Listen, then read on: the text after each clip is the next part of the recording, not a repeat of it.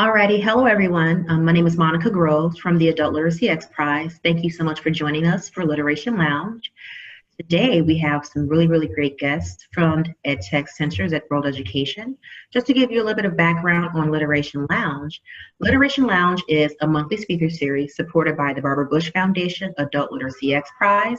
Literation Lounge will feature experts in fields of EdTech, adult literacy, adult education, as well as entrepreneurs who are really breaking ground on new ways to solve the world's literacy problem.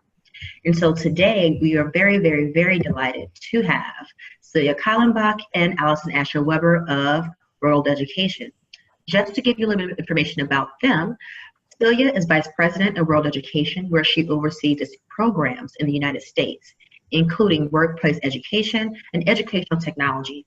Silja has over 30 years of experience developing and implementing solutions to improve adult education. And Alison is Director of Strategic Initiatives at EdTech Center at World Education.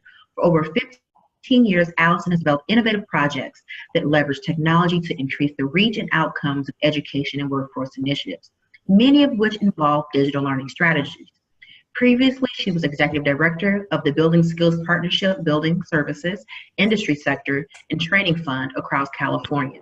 So today we'll have Silja and Alison talking to you more about expanding access to education and career growth through workplace education. So Alison, Silja, whenever you're ready, you can take it away. Okay, thank you, Monica, and thank you, Adult Literacy X Prize, for inviting us to talk with you all, and welcome everyone to this Literation Lounge. This is Silja Kallenbach. Alison and I, of course, both work for World Ed.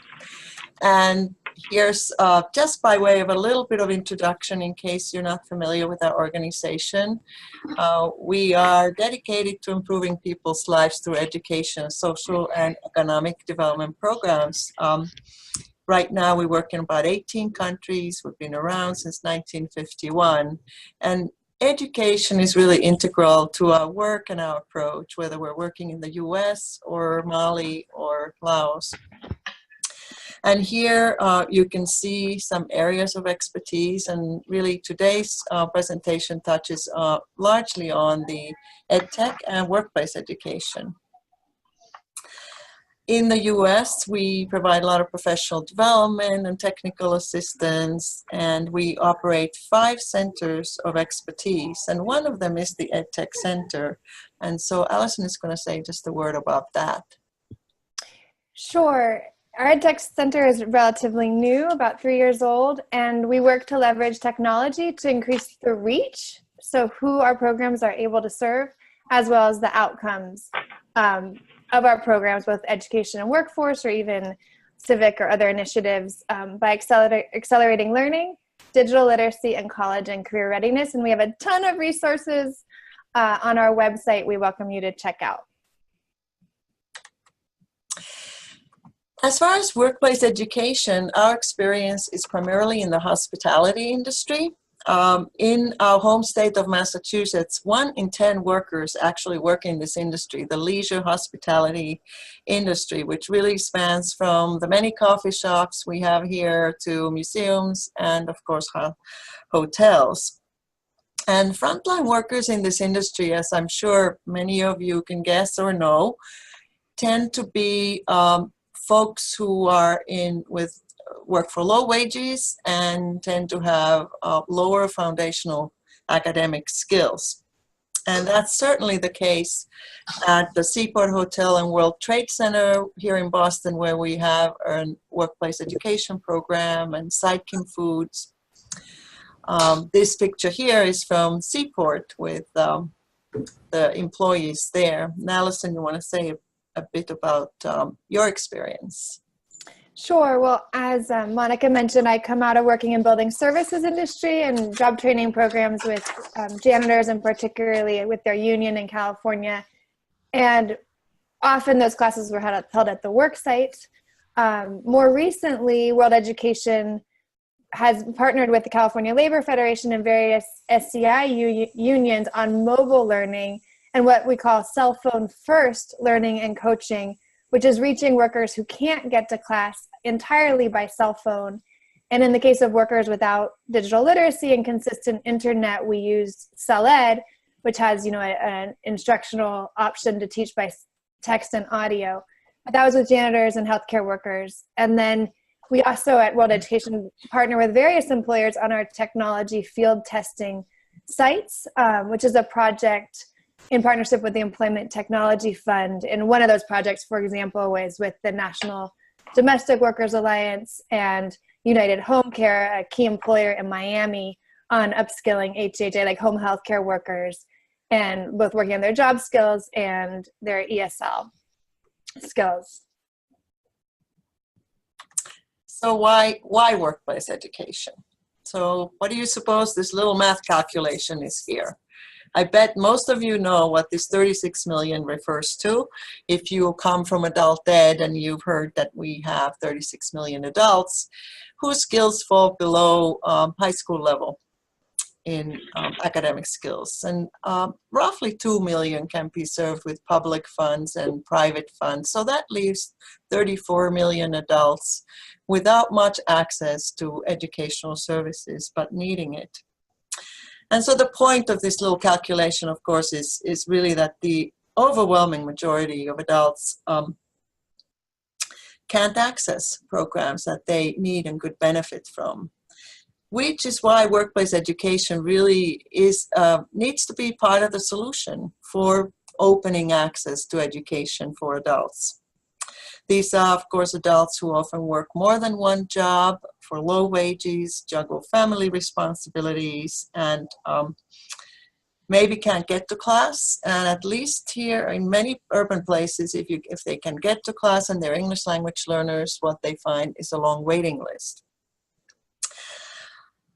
In fact, here in the US, 20 million adults who work in the service sector have limited foundational skills. And these are folks who may be even supervisors. They've been there an average 3 years. And this is data that comes from a report by the National Skills Coalition. Another reason why workplace education is really a good solution is that people learn better when instruction is contextualized to and relevant to their immediate needs. And in good workplace ed programs, that is what happens. Unfortunately, the percentage of workers who have access to education and training has not gone up. It's actually decreased from the early 2000s. For lower skilled workers with, say, high school education, only about half of the adults can access education and training compared to adults who have college level education as workers. So we're talking 22% adults with college level education and 9% if they only have a high school diploma. Of course, it should be the reverse. So we have our work cut out for us to really convince employers that there is good return on investment here. In our case, we've been seeing and documenting return on investment in our workplace ed programs around things like learning about workplace health and workplace safety and health, increased productivity, improved guest services. And that's what it takes. In this session, we're going to touch on 3 aspects of what Alison and I think are key to successful workplace ed programs. Not necessarily all of what accounts for success, but we're going to talk a little bit about workplace needs assessment, what we call planning and evaluation team, and blended learning. And speaking of contextualized, workplace needs assessment really is a process that lays the foundation for an education programs that connects the curricula to the work context. And in workplace education, unlike any other kind of adult ed program, the workplace provides the shared context, which really makes for a very tight curriculum if we spend time in some kind of a systematic process to assess the needs. In our case, we do interviews, we interview workers as well as their supervisors, HR. We observe adults, the workers, doing the tasks for which they feel they need to improve their skills. And this is very specific to departments. In our case, things like housekeeping and guest services and kitchen. So we really understand the workflow as well. Of course, we assess the skills we actually do testing of the targeted employees. Our state, Massachusetts, requires this kind of process. They won't fund us to do workplace education without it, and we really actually applaud them for that. So, of course, if you don't have the luxury of doing a workplace needs assessment this rigorous that takes a couple months,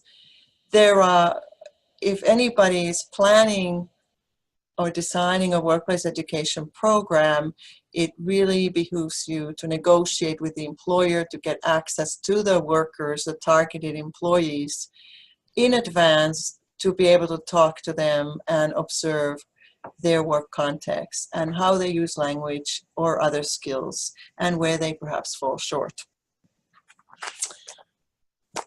In the end, a workplace needs assessment really should result in an actionable, customized plan that then is refined over time, plan that has objectives, curriculum outline, a schedule, and really is designed around where the workers are and when they can come to class.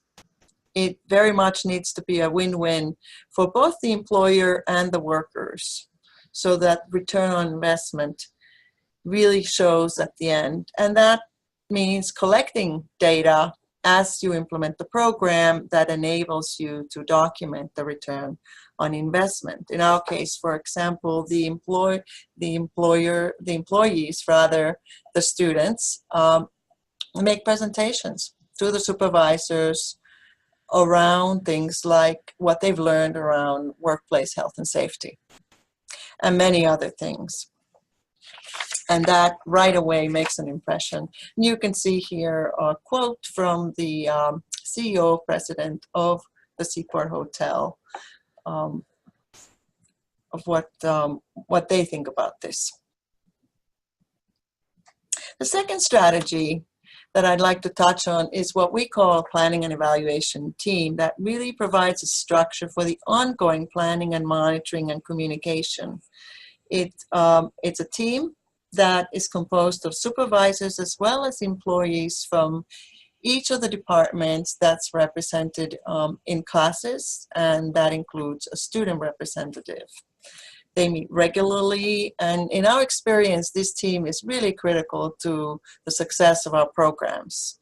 They are able to bring to light opportunities as well as issues. A perennial issue in workplace education is scheduling and shift coverage. But there are many other opportunities that we, frankly, probably wouldn't have known about if it weren't for this team and the supervisors who become very invested in the process and tell us about, for example, new technology that's suddenly being used in hotels. There's a software called Hot Sauce, and housekeepers had to learn to use tablets and implement this.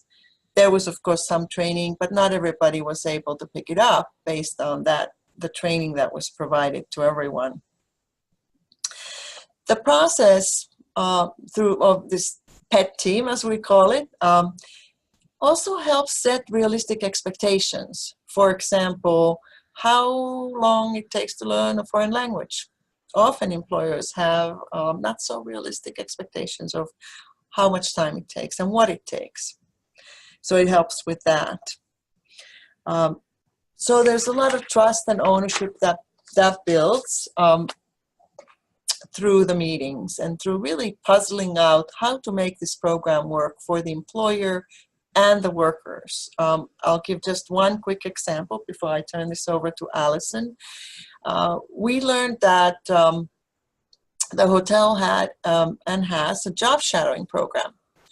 And turns out none of our students in any of the classes had ever participated. And of course, as you might guess, they felt that they were intimidated. They were not sure if they would understand. So lessons were developed around what is that job shadowing program, what happens there. As a result, everyone signed up for this job shadowing program. And after the first round of students, they developed a brochure for other students and other employees about the job shadowing program, which really is a career growth, in-house career growth program that can lead to their mentoring and possible promotions. And that really came through this structure of a planning and evaluation team. And even if you can't have a team like that, you need some regular way of checking with the supervisors and the employees that what you're teaching is relevant and that you know what's going on in the workplace, because it's a very dynamic environment, and these days probably changes more than it even used to. Technologies get adopted, all sorts of change happens that we need to know if we're doing workplace education. So it's relevant. So now on to Alison. Alison is going to talk about the third strategy. Great, thank you. So our EdTech Center focuses a lot on the strategies I'll be talking about, and I'm going to be whizzing through these. So please know that Monica will follow up with an email after the webinar with various links that can give you more information on all the things I mentioned. But one of, blended learning, we're increasingly utilizing as a critical strategy for workplace programs, not only because workers need access to improving their digital literacy, so whether we're leveraging tech like basic phones or smartphones or tablets or computers in class to improve learning, students are improving their digital literacy at the same time. It expands reach. If workers can only come to class once a week, once every other week, they can be studying outside of class through using technology. And then that increases who we're able to serve. If we go to an employer and say, and they say we can only release workers once every other 2 weeks, we can still design a program if we leverage a lot of digital learning. It extends learning outside the classroom. It expands learning if workers from all different departments are thrown into a classroom and some need math to become a supervisor and some don't. You can point and expand the learning of those who need particular subjects or those who need particular remediation. So that gets to accelerating learning by personalizing to both interest and need, and differentiation by level. And by level, and also the opportunity to provide coaching through technology, even outside of class, just in time, by level, demographic, all the things I mentioned there. So next slide, Silja. Within this, we've run classes, I'll give an example at the Seaport, where the teacher, the classes were meeting twice a week, but you pull together workers from various departments, and they're all at different levels. We had a student who had just come in recently, immigrated, and really was starting at pre-ESL, needed to take 2 courses on CELED until they even got into ESL 1. So studied over 60 hours all by cell phone, but coming to class every week with students who were much higher than himself, but he was able to engage.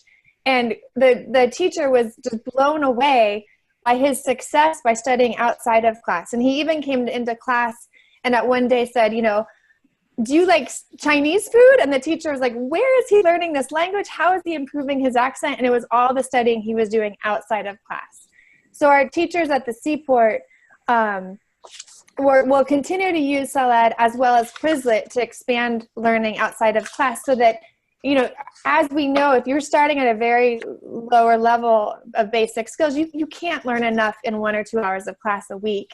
Yet we can't ask employers to release workers for much more. So we really need to leverage technology for all these reasons. Next slide, Silja. So that said, we need to look at the schedules, the times. If we want to reach more workers, and employers have the challenge of when they can release people, when they have space, right? Like where do they even have a space to offer to have students meet?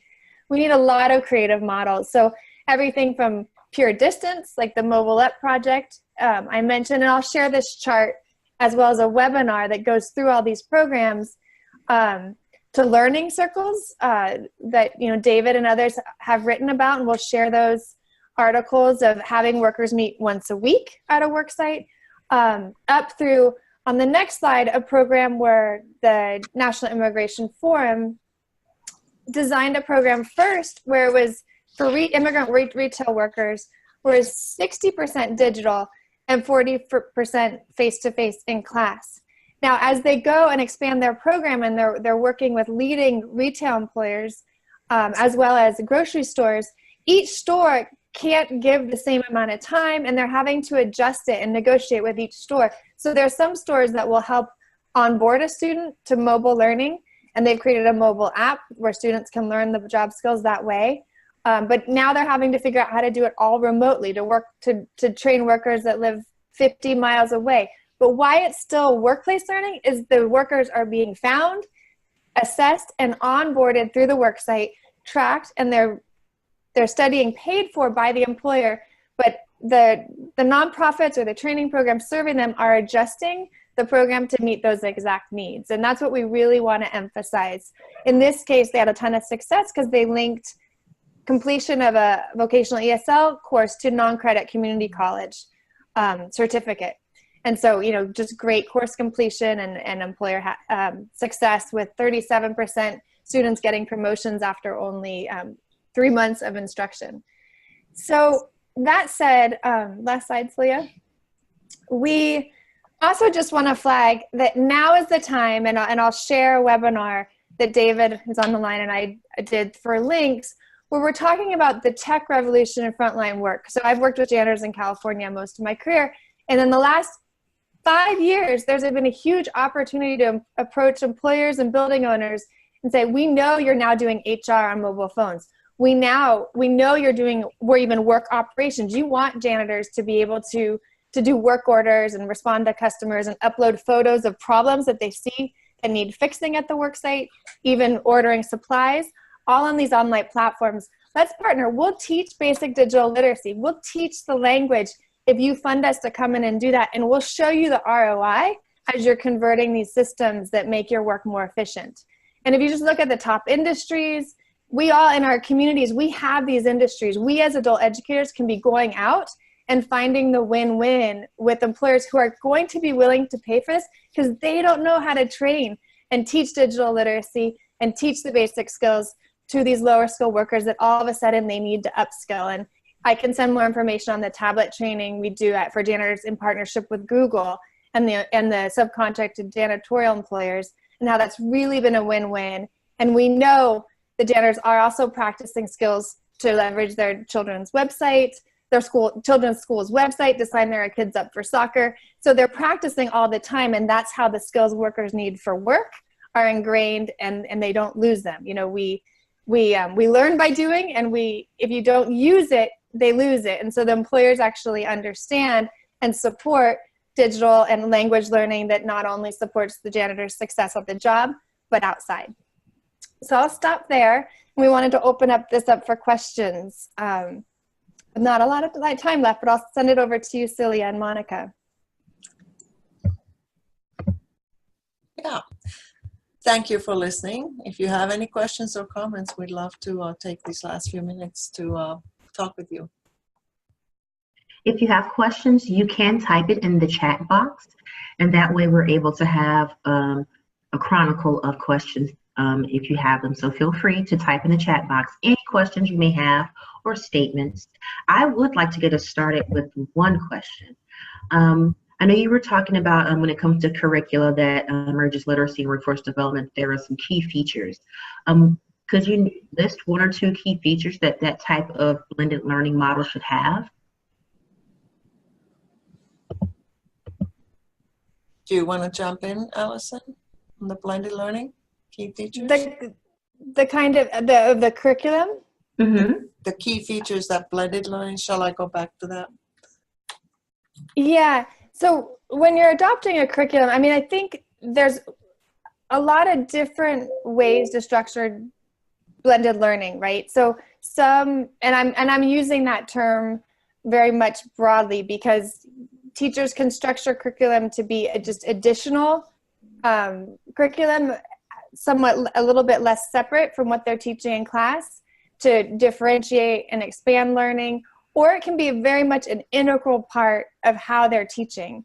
And, you know, their actual curriculum is totally aligned with the activities they're having students do online, and students are sort of controlling and taking ownership. So that's a much bigger question around how you're designing the class. And I would say the curriculum has to match how you're thinking about what your goals for blended learning are. Is it mostly to differentiate? Is it mostly to expand and give extra practice outside? Or is it really shifting the way you're doing instruction in class and allowing for formative learning? So whatever the category, the topic, I think the main thing to remember is that the blended learning activities that the students are engaging with should not just be passive.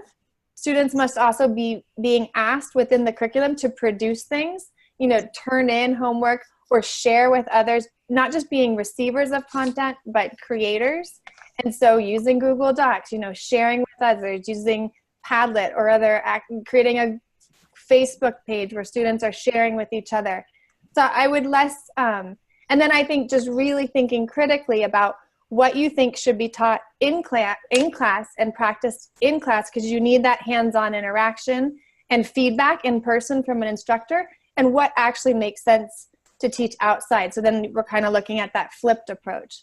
So it's less about the actual curriculum, and it's much more the structure, and then deciding what you're doing, which components and what modes and why, and making sure we're not just creating passive consumers, but students are actively engaging in the digital skills and the online curriculum at the same time. Thank you so much. We do have another question, and the question is there a resource of existing workplace curriculum that we can access? There is a workplace education guide that's available through Massachusetts Department of Education. That's kind of a generic design guide. The curriculum itself has to be contextualized. That's why you need the workplace needs assessment, because it's contextualized to the not just the sector, industry sector, but also the particular workplace and the particular departments in that workplace.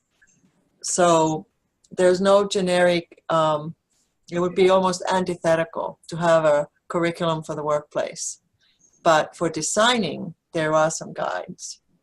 And for some particular sectors, there are curricula. There is a pretty good hospitality curriculum out of LaGuardia Community College called something Teach. I forget now. The Teach, I think, stands for something with the H is hospitality. But anyway, yeah. Yeah, and I'd say it very much differs by industry, but David Rosen just shared, and Monica in the chat, I'd point everyone, David just shared a Google link to everyone that has some work readiness and contextualized curriculum. We'll also share an initiative called Crowded Learning that's trying to take a bunch of OER, like open educational resources that are online, and make them sort of categorize them and sort them by what skills they're teaching, broken down even to components of the different main standardized assessments. So you as instructors can easily find vetted open educational resources that are free that you can then use and adapt to your own needs. Because, you know, as Silja said, we need to contextualize to our exact environments and the needs of both the employer and the workers at any given site. You can do that. So we'll share those resources. Thank you, David, for sharing that. Thank you. And we do have another question.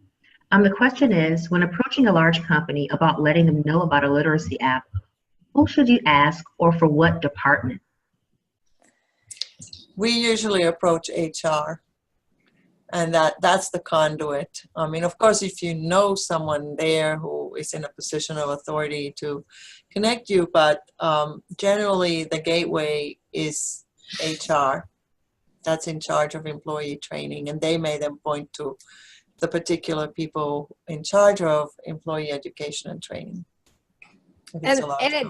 Right, and then it can also be just department managers, like who's in charge of food services, running the cafeteria, who's in charge of you know, the hospitality crew or the room cleaners. So you kind of have two main angles to go to: HR good. But then HR can be sometimes very disconnected, especially in a large corporate chain. So, always those two angles of also talking to some of the frontline managers of a department or even supervisors, because they'll be the ones to say, actually, yes, we do have this need for literacy or whatever it is. And some of it is what you're offering. If you're, our programs, the workers are paid 100% release time. So we need from the CEO down, we need everybody on board because it costs them money. And they have to commit to this assessment process as well as the joint management of the program. But if you're offering a free tool for folks to use on their own time, say as part of the X Prize communities competition, then it could be any number of departments that you could approach directly. Thank you. David also shared a link to crowdedlearning.org. So if you guys haven't looked in the chat box, there's a link there for David. That could be another great resource for you in regards to that workplace curriculum, or getting into a company to institute any kind of technology and blended learning opportunities for workforce development. I'll take one more question if we have any more questions as we get ready to wrap up. So if you do have a question, type that into the chat box. We will start wrapping up. So I'll give it a couple of minutes in your heads. Play out the Jeopardy theme song music while we wait.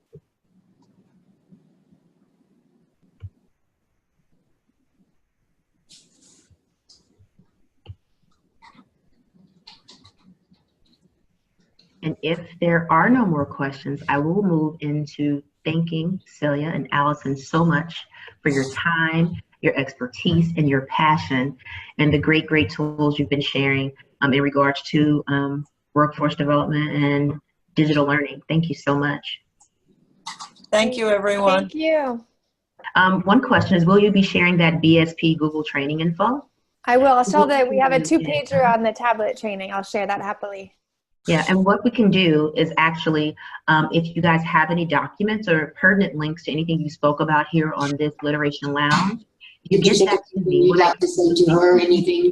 I will send out to all of the attendees and registrants of this session so that they have it. And so what you'll have in that email is any pertinent links, webinars, documents, the link to today's recorded webinar as well. So it's everything, one-stop shop email for you. Online, 0% in class. Great. Wow. Not be on mute. But before we leave, I want to let you guys know a little bit about what we have going on here at Prize, which is our communities competition. Silja did mention that. And one thing about our communities competition is that it's an opportunity for you to gain additional funding by helping us increase literacy and transform lives through literacy here in the United States. So what you can do, and I'll do a quick screen share, give me just a second. Just visit adultliteracy.xprize.org, or for the communities competition, what you can do is go to communities.xprize.org. So give me a second to share.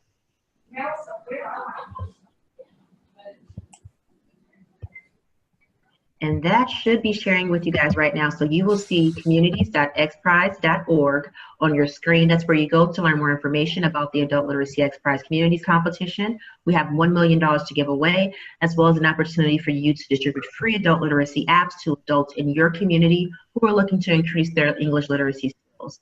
And when it comes to Literation Lounge, we have another session coming up next week, I believe, on the 13th. We'll have Sudie Whaling of the American Institutes for Research, and she'll be talking more about building a collaborative environment in corrections education. So that will be November 13th at 1 p.m. Pacific Standard Time.